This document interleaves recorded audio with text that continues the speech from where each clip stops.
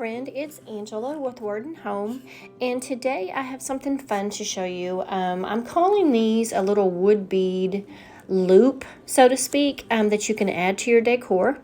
And here's how I am making these. I'm using these wood beads, and I just painted my wood beads, and I used the bright red apple barrel paint, and then the blue that I'm using is the Tiffany blue paint, and it's from my friend Nicole over at A Frayed Knot, and I can put a link in there to that paint. It's some of my favorite blue now.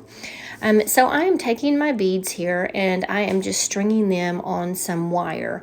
Now I've used, this is called floral wire, and it is 26 gauge. So you can see that I've got all of my beads on here, and then I'm just twisting the ends of my wire together. I'm just kind of making just a little loop, as I'm calling it. Now I wrap the wire back around itself. You can see a little piece sticking out there.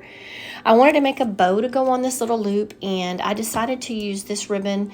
This came from Hobby Lobby, and it's like a plaid, but it has red and it has some of the turquoise in it too. And I know turquoise with the red is not necessarily traditional Christmas colors, but that's kind of what I was going for with this. I love to combine turquoise and red together, so I thought I would give this a try. So I'm just making a little 4-loop bow here, and it will just have 2 tails.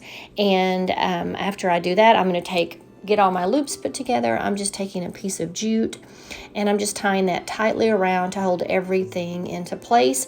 You could use wire for this too. I just felt like, for me personally, it was easier to work with the jute, so that's what I'm doing here. And then of course, once you tie it, you're going to have to fluff those loops back out. But I'm going to do that, and then I will go ahead, and in just a minute I will go ahead and dovetail the 2 tails after I cut off my excess jute here.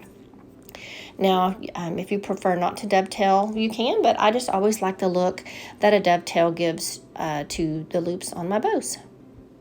So now that that's all complete, I'm keeping this one pretty simple. I just use 1 ribbon, and I found these little Merry, it says Merry and Bright, and it's from Walmart, and there were little tags that I bought last Christmas, and I bought some on clearance, and I just attached that, and I just thought it added a nice touch. I thought it was really cute. And so now I'm just going to feed a piece of jute back under where I've tied that, and I'm going to attach it to my little loop using that jute. And again, just tying a tight little knot. This is a very simple little project. But I have a lot of lanterns at my house, and so this is perfect just to hang over the top of my lantern. Now you can switch this out. So not only did I create one for Christmas, but I'm creating one for fall too. And I'm using these Dollar Tree rub-ons, and I'm just using a little tag that I bought. I think it came in a package from Hobby Lobby. They're just a little square, rectangle tag. I painted it with white chalk paint, and then I chose the word gather from my Dollar Tree rub-ons, and I just put that right in the corner. And I know it looks backward, but I promise it's not. It says gather, and then I'm just going to feed a piece of string through there. And I made another loop using some orange and white beads, and again a black buffalo check ribbon on top of some Dollar Tree ribbon that's always a good wire base. And I just made it following the same steps as I did the Christmas. I'm tying this all up again with my jute, and I'll be attaching it the same way to my little loop. This one just is for fall. And I thought these turned out really cute. Now on my buffalo check on this, I think I only did 3 loops, but that's easy. You can add as many loops as you would like. And this way, these are both just easy to swap in and off the top of my lanterns, or maybe you have another piece of decor that you could use these on. But it's just a nice way, I thought, to add a little holiday touch, and it's not a lot of effort. You can just swap one out for the other when your holidays change.